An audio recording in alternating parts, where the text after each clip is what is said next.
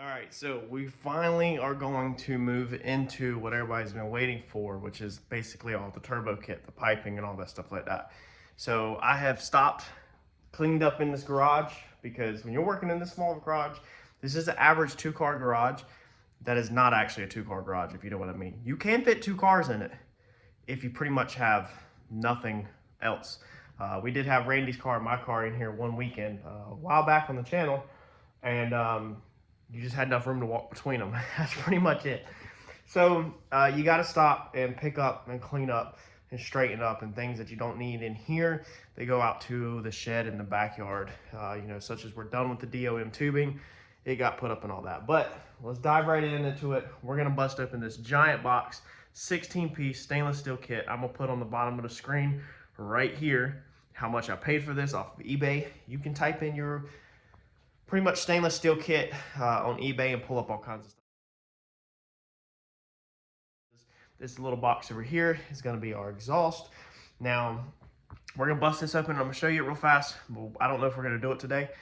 This is aluminum. I think we're going to try to start with the stainless. I do need to pause. I kind of wanted to get everything laid out. I'm going to have to run to Harbor Freight, and we are going to purchase one of the belt sander tables. It's got like a 4-inch disc on it, so that I can try to, when I cut these things with a cutoff wheel, I can kind of try to take the sanding disc and kind of flatten them out, so hopefully they made up pretty decent. We're going to try to make them made up pretty decent. Now, all I'm looking to do is figure out how to use this welder. I've never used, the only TIG welder I've ever used in my life is the one with the Harbor Freight one, and you've seen how that went. I couldn't get a lot of control out of that welder, the one from Harbor Freight, and so we went with this Prime Weld 225, I think it is, welder. But here's some examples of like where I was at, where I left off with the Harbor Freight welder. So this is some of the stuff that I did with the Harbor Freight welder on aluminum.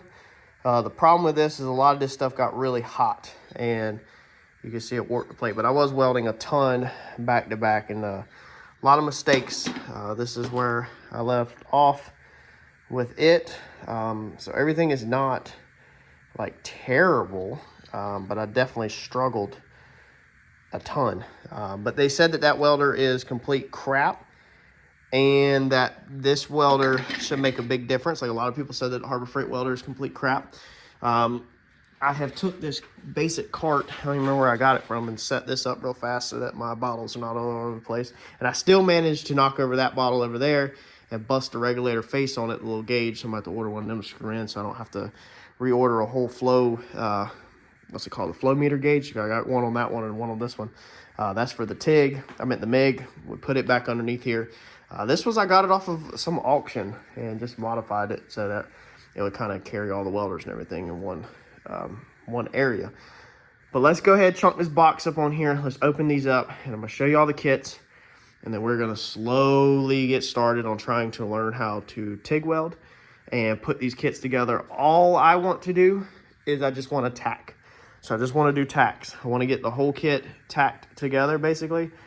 And then, once it's got some good tacks together, we'll take it off, put it on the bench, and either me or have somebody else back purge it and actually take it all together. We'll see. Maybe I'll back purge it myself and do it myself. So let's jump right in. Let's cut a box open. I'm going to go ahead and warn you that this is going to be the cheapest aluminum 5-inch that you can get on eBay or the internet. Like, physically, it's impossible to get anything cheaper than this. So the quality of this is probably going to be extremely low, I imagine. I don't expect the quality to be good, and I also expect this to probably break in the future. Before I ordered this, I had asked John, what he thought, if he'd ever used the really cheap stuff off of eBay, and he said yes, he has, and that he's had good luck with it in the past. But that, of course, the thinner the stuff is, the more likely it is to break. I don't know why they even take the time to put it in bubble wrap, because as soon as you open it up, you can see right here, it's already been hit or dropped in right there, and it looks like it's a little flattened right there. And then, let's see here, where's the other one? There was another dent or ding that I seen when I was opening it in the curve. Anyway, but I'll put across the screen right here what I paid for these two pieces. This is a 90, and this is a whatchamacallit, straight. Man, my mind went blank. It's not super thin actually at all. So if you look at it, I mean, I'd have to get a measuring gauge. But if you're looking at it compared to my fingers, like it's not thin at all, man. It's not bad at all. I'd have to measure it. Let's see here. Let's do a backside of a traditional razor blade. Let's just hold it up to it for comparisons. I mean, it's pretty decent, dude. It's the backside of a razor blade right there that you hold. That's pretty decent. I don't know. I need to measure it, but I'm actually kind of surprised, man. That actually might hold up. I did not expect it to be that thick at all. I expected it to be like really thin, like super thin. But hey, we might actually have us something. But if not, we'll probably switch it up and order some stainless or something in the future. Now, my plans are kind of to somehow get almost everything out of here.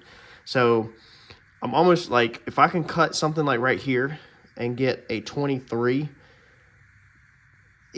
out of that, and if I can come out the turbo at a 23 to angle it down this way, and then I can get this bullhorn to go into that straight, what's left, like if I can cut some of this out, and then I can get this thing to kind of go into it, then I might be in business. But I don't, you know, I don't 100% know. I just didn't want to order overkill. This stuff's not super cheap, but I figured we'd take it piece by piece. We'd get our piping down to there, see what we could do. You know, we could always, I figured pie knot cut some of this out, these straights right here, and then maybe still have this whole 90. My goal also, if I couldn't get a 23 out of there, if I decided I didn't want to do that, then is to kind of cut it straight right there, and then take this little piece right here and pie notch 2 pieces to try to get it down out of turbo and then kick it back so that the rest of the 90 can kick it up. So we'll get around to that. That's not going to be the first thing on our process, though. I just wanted to go ahead and show everybody that, so that you kind of understood what we were doing for each piece, in case you asked. The big box is stainless. For the intake side, we do have pieces left over up there from our air intake, our intercooler setup, and our other pieces.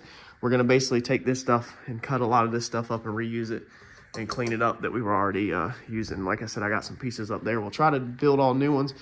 All I think I need is pretty much one little piece of straight, and I got it right there in the bubble wrap, and then put blow valves on it. So our intake piece, that's the pieces.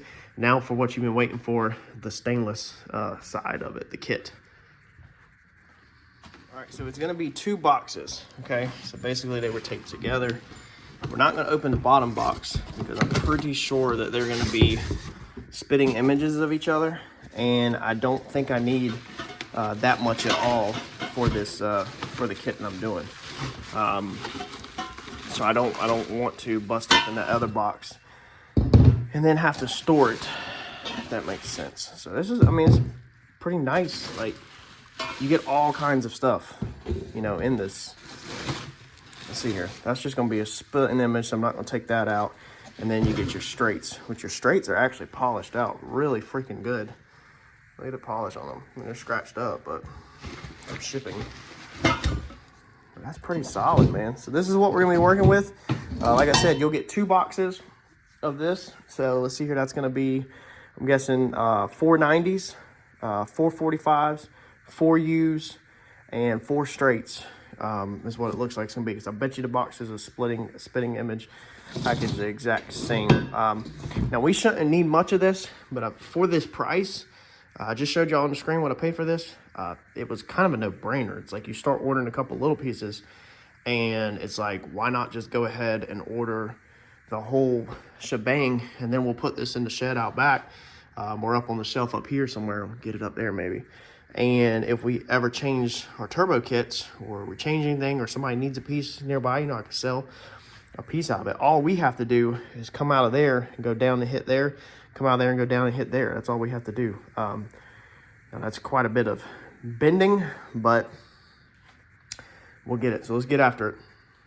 All right, and then of course we need some V-band clamps to be able to separate everything. So the plan is pretty much to put obviously one on that manifold or header, one on that header, and then one in between, probably like this one maybe, so that we could separate that side, since that side's so long.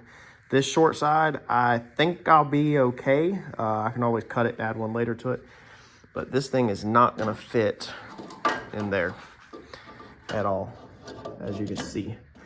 That's just not gonna fit in there. So on these, we've got to get them extended just a little bit out to about right here before we can actually put the V-bands on. So we're gonna have to weld a little extension piece of pipe to be able to get it straight through there, basically. So it's gotta come through there, something like that. And then out here, probably right here in the center of this, where it's nice and tight, put a V-band in there. Sure, a lot of people are like, man, you gotta be excited, finally get the turbo kit built. I'm actually not. This is actually the part that I have been dreading the absolute most. I wanted to get everything else laid out so I didn't make the mistakes, like I said, I made before.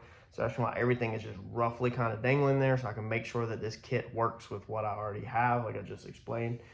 But I'm not looking forward to teaching myself something. I don't like slowing down and teaching myself something, even though obviously it's how I've learned everything I know, is by teaching myself. I just always dread learning something new. I dread teaching. I like to do, or teaching myself. I like to do the same old stuff. I dread, I guess, learning. It's kind of weird, but that's the truth. So not look forward to it. We're gonna take lunch, I think, and then I guess we need to probably start practicing the TIG weld. I guess we need to get the TIG welder set up and start practicing some pieces. Really don't want to. I don't know if I should like cut a little piece of stainless off and practice on that, or just practice on some steel, or what. This is the part I hate. It's the unknown.